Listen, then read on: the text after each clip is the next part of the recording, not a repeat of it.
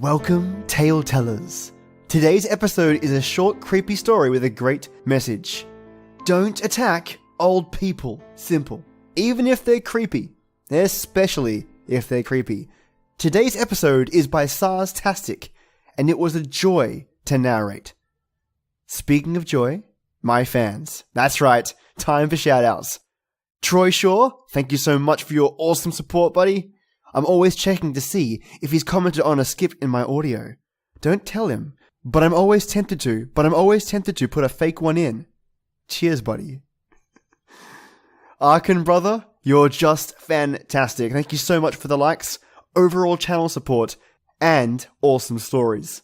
Cheers, mate. And I haven't forgotten. Thanks for sending those recordings in. I'm gonna put them to good use. Sin, thank you for that listening spree. I really appreciate it. And the likes. Cheers, Sin. Kyle Brandt, both a story writer and contributor to this podcast. Check it out on episode 85. He is a talented writer. Thanks, Kyle. We also have a new fan who went to town on this podcast and listened and liked loads in some sort of lovely listening spree. Thank you. Oh, this name is amazing. Dare I say, could it beat GOAT? Wee woo wee woo.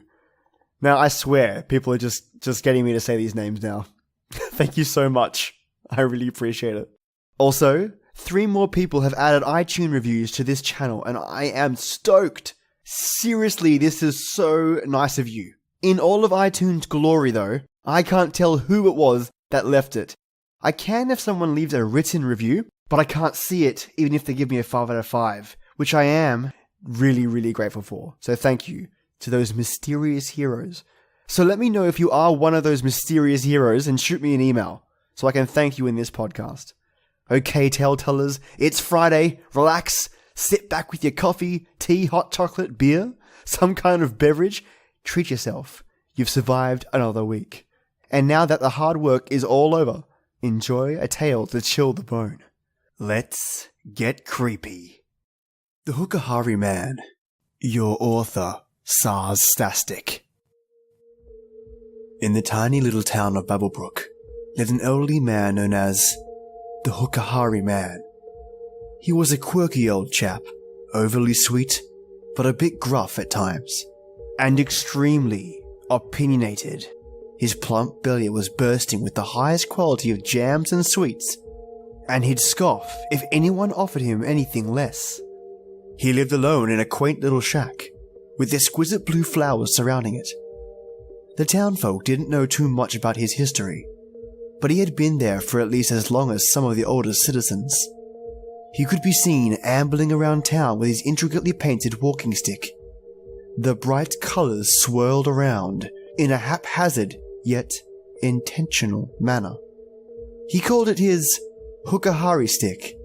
The youngest of children were terribly frightened by him. It must have been his saggy jowls, or perhaps his permanently crusty blue eyes that were always gently watering.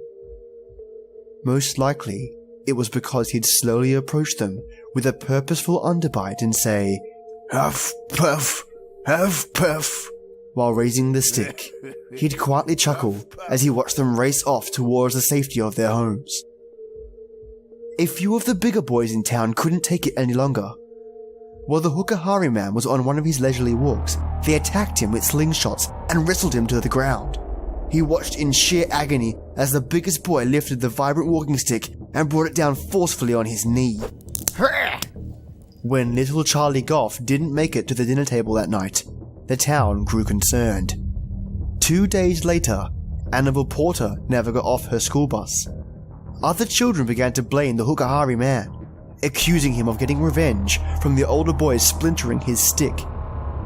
It didn't take long to convince the townies. Armed with torches and sticks of their own, like a scene from a movie, they marched towards the cozy little shack. They callously taunted the old man with a chant of "Huff, huff, puff, huff, huff, puff," as they trampled over his flowers. To their surprise and concern, the front door was already ajar. Charlie's father tiptoed up the steps and slowly pushed it further open. The smell of blood hit his nose like an invisible freight train. The Hookahari Man sat slumped over his blue recliner, his lips still embracing the barrel of a shotgun. A piece of yellow paper rested smoothly on the table beside him, beautifully cursive. Sprawled across it like a lovely river of black ink, it read, "I'm sorry about your children.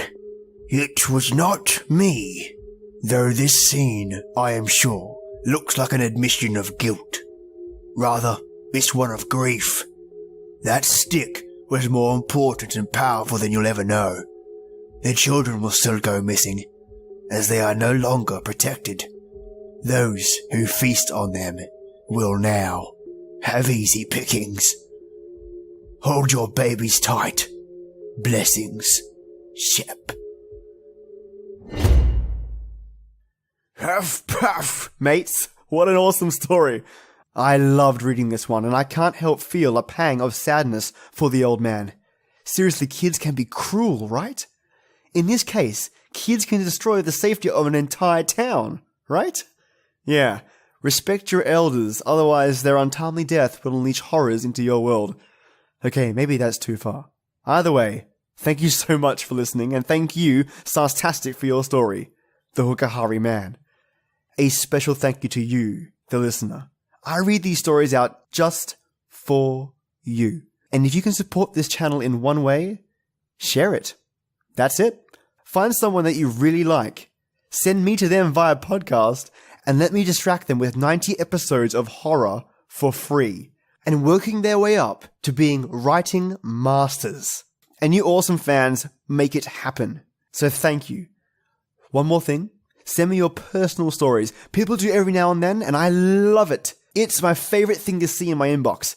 Personal accounts are my thing, and you can send them right here. StoriesFablesGhostlyTales @gmail.com, and I'll do an episode just for you.